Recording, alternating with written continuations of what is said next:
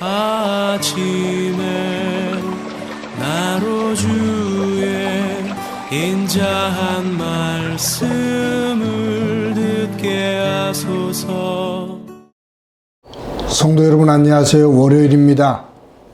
오늘도 하나님의 은혜가 여러분들의 삶의 자리 가운데 가득한 날 되기를 간절히 소망합니다. 말씀 한 곳 보겠습니다. 마태복음 19장 3절부터 12절까지의 말씀을 제가 봉독해 드립니다. 바리새인들이 예수께 나와 그를 시험하여 이르되 사람이 어떤 이유가 있으면 그 아내를 버리는 것이 옳으니까? 예수께서 대답하여 이르시되 사람을 지으신 이가 본래 그들을 남자와 여자로 지으시고 말씀하시기를 그러므로 사람이 그 부모를 떠나서 아내에게 합하여 그 둘이 한 몸이 될지니라 하신 것을 읽지 못하였느냐. 그런즉 이제 둘이 아니요 한 몸이니 그러므로 하나님이 짝지어 주신 것을 사람이 나누지 못할지니라 하시니 여짜오되 그러면 어찌하여 모세는 이혼 증서를 주어서 버리라 명하였나이까?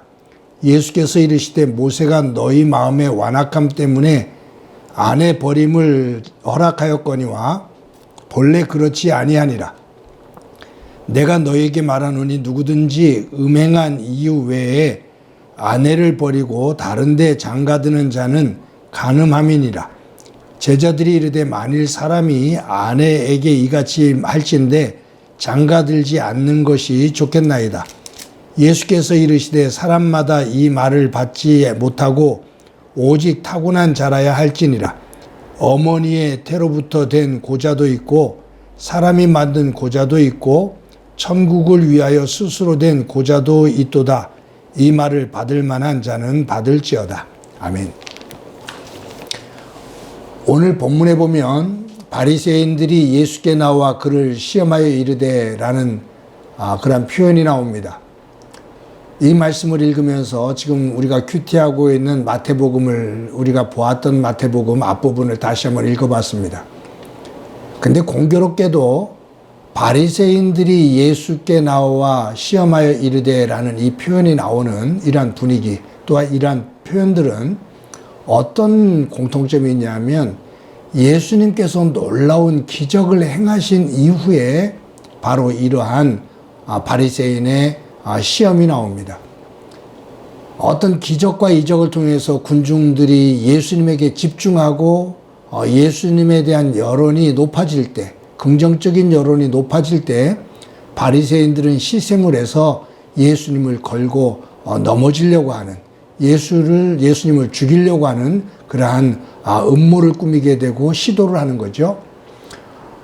그렇게 보면 요즘 제가 계속 말씀드리는 것처럼 그 마음이 까칠하고 삐뚤어진 마음, 이것은 결국은 그 사람의 말과 행동으로 드러나게 되는 것을 봅니다. 오늘도 우리가 살 때 바리새인과 같은 그러한 마음이 아니라 하나님이 주시는 마음을 가지고 살 수 있는 예수님과 한 마음, 한 방향을 보며 그 뜻을 나누는 소중한 하루의 삶이 되기를 바랍니다. 바리새인들이 예수님을 시험할 때 뭐냐 하면 이혼에 대한 이야기입니다. 아내를 버리는 것이 옳습니까? 타당한 이유가 있다면 아내를 버리는 것이 옳습니까? 근데 예수님께서 음행을 저지른 여인이 아니면 이혼하는 것이 타당치 않다. 그것이 하나님의 말씀이다. 라고 이제 이야기를 하시는 거죠. 그때 이 바리새인들이 모세는 타당한 이유가 있으면 이혼 증서를 써서 주고 그리고 이혼하도록 그렇게 말을 했는데 그럼 당신은 모세의 말을 따르지 않는다는 겁니까? 라고 말해요. 그때 예수님께서 바리새인들을 향해서 이렇게 말하죠. 너희들이 여인들을 함부로 대하고 여인들을 물건 취급을 하는 그러한 모습을 보고 모세가 그것을 최소화하기 위해서 여성들이 함부로 취급받는 것을 최소화하기 위해서 그냥 내쫓으면서 음란한 여인처럼 꾸며서 내어 쫓는 그런 것을 최소화하기 위해서 이혼 증서를 써서 주어라 라고 했던 것을 너희들 모르느냐. 백성들을 가르치는 선생으로서 바리새인 너희들인데 그것을 모세의 그 뜻을 모르느냐, 알고 있지 않느냐, 그 말이에요. 그러면서 음란한 여자를 외에는 이혼하는 것은 하나님께서 원치를 않으신다라고 말씀을 하고 계신 거죠. 여러분, 우리가 살고 있는 시대는 이 결혼과 이혼의 문제가 굉장히 민감한 문제입니다. 교회 속에서도 이 이혼 문제를 다루는 데 있어서 상당히 신중한 모습을 가지고 접근해 나가야 됩니다. 안 된다. 절대로 안 된다. 라고 이야기하기도 참 어려운 시대 속에 우리가 살고 있거든요. 그런데 우리가 이 이혼이 옳으냐 그르냐 그것을 따지기보다 여기에서 지금 이 본문에서는 예수님께서 무엇에 대해서 말씀하시는 거냐 거기에 초점을 맞춰야 돼요. 사실 바리새인들은 이혼이라는 문제를 가지고 예수님을 시험에 걸고 넘어질리게 한 거예요. 예수님의 의중을 알고 있어요. 근데 모세가 가르쳐준 그 내용을 가지고 예수님을 걸고 넘어지려고 한 거죠. 근데 예수님께서는 다른 방향 속에서 이야기하셔요. 뭐냐면 너희들은 한 여인을 물건 취급하는구나. 너희들의 즐거움을 위해서 이용을 하는구나. 사람은 물건을 취급하는 것처럼 그렇게 취급할 존재가 아니다. 여인들은 남성들이 함부로 취급할 수 있는 그러한 존재가 아니다. 그들은 한 인격체다. 하나님의 형상을 닮은 한 인격체다라는 거예요. 이 당시에 유대인들의 사고구조, 아니 사실은 유대인들만이 아니라 고대 사회 속에서는 여성들의 인권이라는 것은 없었거든요. 고대 사회만이 아니라 20세기 초반기만 해도 여성들은 참정권이 없었습니다. 미국만 해도 1940년대에 참정권이 만들어지거든요. 여성들은 그냥 재산 취급이었고 물건 취급이었습니다. 그런데 예수님은 이 여인에 대해서 한 인격체로, 한 생명으로 하나님의 형상을 지닌 가치가 있는 천하보다도 귀한 존재인 것을 이 바리새인들에게 유대 사회에 대해서를 향해서 외치시는 거죠. 사랑하는 성도 여러분, 저와 여러분들이 살아갈 때 함께 더불어 살아가는 소중한 사람들이 있습니다. 부부가 부모와 자녀, 목회자와 성도, 성도와 성도, 또 이웃들, 그들이 많고 적음, 가지고 있는 것에 많고 적음, 높고 낮음, 그 모든 것들을 떠나 한 생명으로서, 한 인격체로서 소중하다는 것, 하나님께서 천하보다도 귀하게 여기신다는 것을 꼭 인식하고 서로를 존중히 여기며 살아갈 수 있는 저와 여러분이 되어지기를 간절히 소망합니다. 어느 누구도 누구의 소유가 될 수가 없습니다.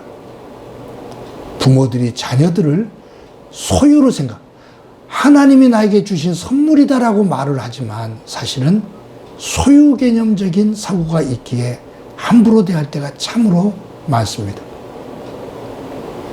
자녀를 때린다는 것은 소유적인 개념입니다. 내 것이니까 내가 한다는 얘기예요. 아니요. 한 인격체입니다. 소주경이며 서로를 존중히 여기는 가운데 우리의 머무는 사람들이 하나님의 나라를 이루어가는 은혜가 있는 그곳이 되어지기를 간절히 소망합니다. 한번 기도합니다. 하나님, 오늘도 하루를 살아갑니다. 세상은 가지고 있는 것과 높은 것, 여러 가지 조건을 가지고 사람들을 낮게 보고 높게 보며 한 사람으로서의 차별을 가할 때가 많은데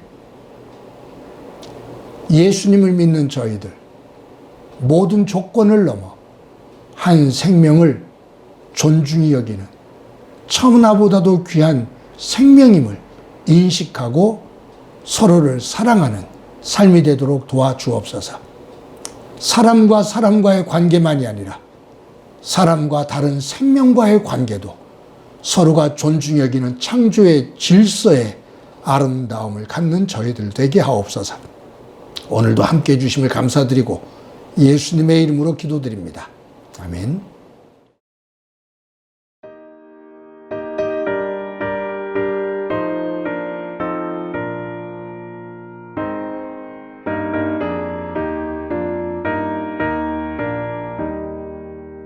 내 맘과 정성을 다하여서 주 너의 하나님을 사랑하라. 내 몸을 아끼고 사랑하듯 형제와 이웃을 사랑하라. 주께서 우리에게 명하시니 그 명령 따라서 살아가리.